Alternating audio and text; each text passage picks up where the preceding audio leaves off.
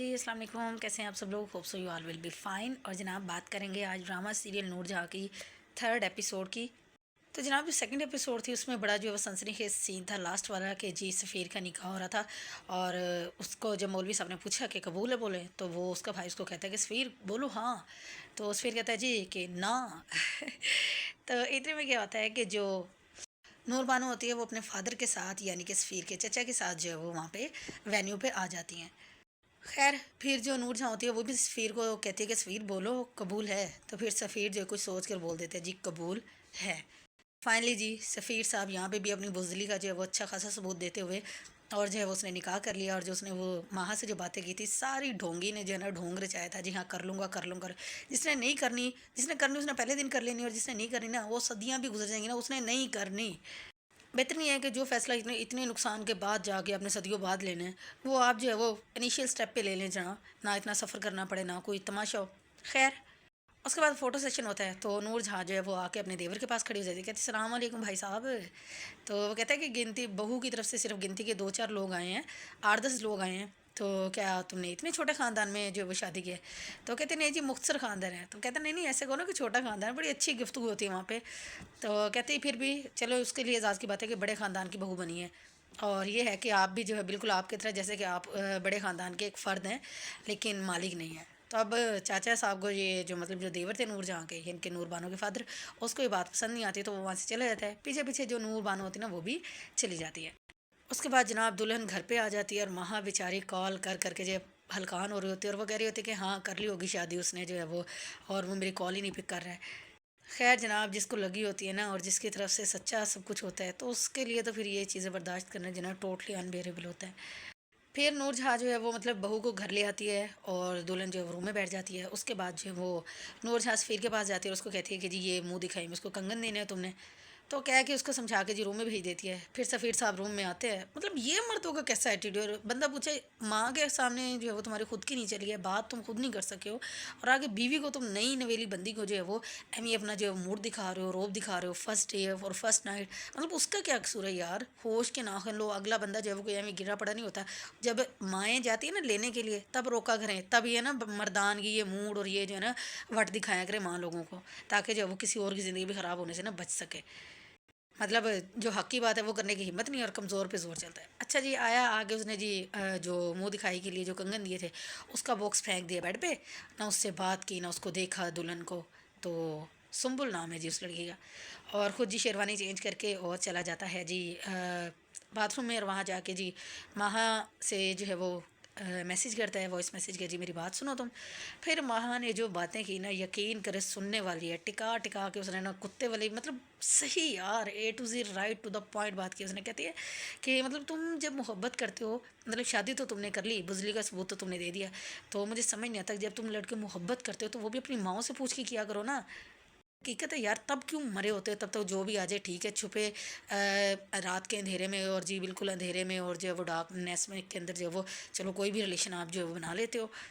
लेकिन असल man of words वो होता है जो दिन की रोशनी में जो है ना आपके लिए स्टैंड ले और आपके साथ जो है ना रिलेशनशिप कायम रखे। So be aware all of you. तो फिर कहते हैं कि तुमने जो है वो उस वक़्त अपनी माँ से पूछ के क्यों नहीं तुम मोहब्बत करते हो? और तुम याद रखना कि हर चीज़ का हिसाब होता है, जज़्बात का, एहसासात को, रास्ते में बीच रास्ते में छोड़ के जाने वालों का। यकीन करें इनका तो वो सज़ा है ना कि ये रखेंगे या जो भी इस तरह की ना हरकतें करते हैं। आपको क्या लगता है इस तरह की हरकतें करके आप अपने ज़मीर को सैटिस्फाई करोगे? नहीं, आपका ज़मीर भी मलामत करता रहेगा हमेशा, ठीक है? चाहे आप उसको जितनी मर्ज़ी जो है ना बेहिसी की मौत सुला लो। और जनाब ये जो लिखी जाने वाली चीज़ है ना, वमा काना ये एक जो है वो मतलब ये कुरान पाक की आयत भी है जिसका कुछ मफ़हूम ऐसे है कि और तुम्हारा रब बेशक तुम्हारा रब नहीं भूलता। तो रब नहीं भूलता, बंदे के साथ बंदा रब का होता है, और बंदे के साथ जो भी ज़्यादती करोगे ना वो बेटा लिखी जा रही है, ठीक है? तो जनाब उसके बाद फिर सब जाके पढ़ के सो जाते हैं। एक साइड पे बेड पे है एड्डा तो था तो मतलब साइड पे होके लेटता ना, वो बेड पे जाके लेट जाता है, मुंह मतलब तकिया सेंटर में रख के और मुंह के ऊपर जो है वो हाथ रख के। अब जो बहू बेगम होती है वो देख के वो पहले सोच रही होती है जी कि हाँ जी आजकल कौन सा कोई मतलब कोई भी ऐसा नहीं होता जो जिसकी फोर्स मैरिज हो। और फिर जब उसको देखते थे शक्ल से तो थका हुआ लग रहा है, कहीं इतनी भी क्या थकावट हो जाए कि बंदे बीवी की शक्ल ही ना देखे। खैर वो भी बड़ी मुझे तेज़ लग रही है, अभी आगे जाके पता चलेगा कितनी ये पानी में है। उठती है जी जाके चेंज करती है, और जब जाके देखती है उसके तो मतलब भाग ही खुल गए हैं, वक्त बदल गए हैं उसके कि भाई इतना मतलब घर शश के और ये वो। तो जनाब वो फिर जो शीशे में खड़े सोचे मैंने इनके दिल में हर तरह से जो है वो कोशिश करके जगह बनानी है और मैं जो हूँ वो बस ये यहाँ पे आ गई हूँ ना, मेरी ज़िंदगी बदल गई, दिन बदल गए, अब मैंने यहाँ से नहीं जाना, पाए हुक पाए क्रुक। उसके बाद दिखाते हैं कि जो माँ होती है वो बेचारी अपनी जगह पड़ी होती है और वो सो जाती है, लेकिन सफ़ीर साहब जी दो किश्तियों का सवार, उसको सर रात नींद नहीं आती और सुबह सुबह उठ के पता नहीं कहाँ निकल जाता है भाग में। अब उसकी बीवी जब सुबह उठती है तो वो देखते हैं जी कहीं भी नहीं है। इतने में जो है वो सास आ जाती है उसकी नूर जहाँ, तो वो आके कहती है जी मतलब तुम तैयार नहीं हुई, तो कहती नहीं मैं अभी तैयार नहीं। इतनी तेज़ है, इतनी ज़ुबान है उसके, सही आगे रख रख के जी उसके पास जवाब तैयार।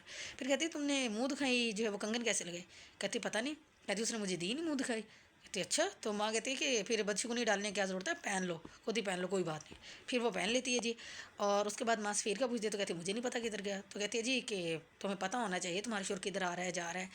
तो इतने में जी सफ़ीना आ जाती है बड़ी बहू और वो जुली लेके आती है। फिर अम्मा जी उसके हाथ जो है वो अलमारी में से जो है वो कपड़े निकलवाती है और फिर कहती है जी इसको तैयार करो, नाश्ता मैं बनाऊंगी।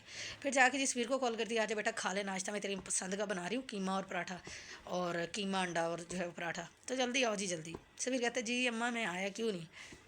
उसके बाद फिर सफ़ीना जब उसको रेडी करती है और फिर जो उसको बताती है कि जी अम्मा का सारा हुक्म चलता है, चारों जो वो एक ही नेचर के हैं और जो है वो अम्मा गुस्से वाली नहीं बस रोब वाली है और सारा सब कुछ, अगर तुम्हें गुस्सा आता है तो तुम गुस्से को पीने की आदत डाल लो। और फिर कहती है कुछ भी हो सफ़ीर जो है वो नाश्ते के टेबल पे ज़रूर मौजूद होगा और तुम्हें अब सारी ड्यूटी उसकी जो वो करनी है।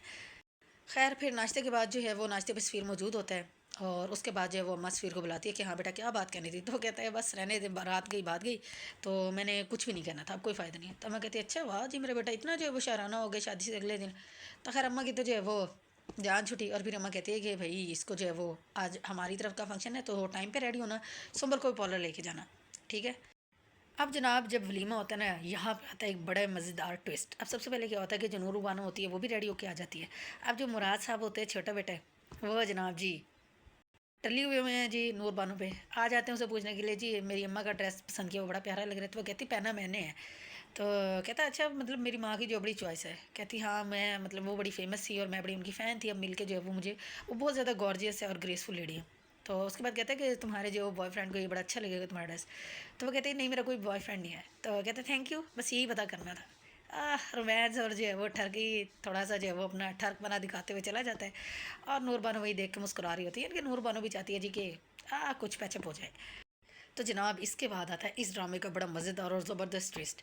अब क्या होता है जी कि सब लोग टेबल पे बैठे होते हैं, बड़े अमीरों वाला जो है वो मतलब टेबल लगाया होता है और सारे अरेंजमेंट्स होते हैं, तो इतने में माहा बेगम जो है वो आके बिल्कुल सफ़ीर के साथ वाली कुर्सी पे बैठ जाते हैं। अब एक साइड पे माहा और दूसरी साइड पे सुम्बल बैठी होती है। तो सफ़ीर उसको देख के ऊपर का सांस ऊपर नीचे का सांस नीचे, फिर वो कहती है कि मैं जो हूँ वो मतलब तुम्हारी बीवी का नाम क्या है।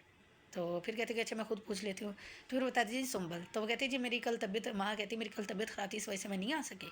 तो मैंने कहा चलो आज आके मैं तुम्हें गिफ्ट दे देती हूँ। फिर वो क्या करती है वो जो रिंग शायद सफ़ीर ने इसको पहनाई थी माँ को, वो उतारती है और वो उसको जो है वो दे देती है। दूर खड़ी नूर जहाँ भी देखते हो ये कौन आके बैठी है, तो आके जब उसके पास आती है तो वो कहती मतलब नूर जहाँ कहती है सफ़ीर। तो वो फिर कहती है माँ के जी आप ज़रूर इसकी मॉम हो गई। फिर वो कहती है जी कि मैं नूर जहाँ इख्तियार शाह। तो वो कहती है वो फिर अपना बताती है कि जी मैं माहा और पूरा जो उसके वालिद का नाम होता है वो बताती जी मैं इसकी फ्रेंड होता हूँ। अम्मा कहती है सारे फ्रेंड वहाँ बैठे तो बेटा तुम भी उधर जाकर बैठो, कहते नहीं इसकी कोई ज़रूरत नहीं मैं जा रही हूँ। बड़ी तगड़ी सही वाली जो बंदी थी ना, उसका जवाब देकर वहाँ से चली जाती है। और जनाब फिर नाइट में जब मुराद और जो नूर जहाँ होती हैं वो बैठे होते हैं रूम में और वो पिक्चर्स वगैरह देख रहे होते हैं और कहते हैं जी अम्मा आपकी दोनों बहनें बड़ी खूबसूरत हैं। तो अम्मा कहती है बेटा तीसरी वाली इनसे भी ज़्यादा खूबसूरत होगी। खैर नूर जहाँ की बात, नूर बानो की बात चल पड़ती है। अम्मा कहती है जी कि ये देखो कितनी प्यारी है वो। उसके बाद अम्मा चली जाती हैं। तो फिर जी जो मुराद साहब होते हैं मोबाइल के अंदर जो है वो नूर बानो की पिक्चर जूम कर करके जो है वो देख रहे होते हैं। ठीक है, तो यहाँ पे जो है वो एपिसोड थर्ड जो है वो एंड हो जाती है। अच्छी एपिसोड थी, आप लोग भी जाके देखें। जो भी अच्छी राय हो बात हो कमेंट हो वो कमेंट के अंदर ज़रूर बताएं कि मज़ीद और जो है वो क्या कुछ बेटर हो सकता था इस ड्रामे के अंदर, कैसी आपको स्टोरी लग रही है। और जब तक नेक्स्ट एपिसोड का हम रिव्यू करेंगे तब तक के लिए अपना बहुत ज़्यादा ख्याल रखिएगा, मुझे दुआ में याद रखिएगा। टेक केयर, अल्लाह हाफिज़, बाय बाय।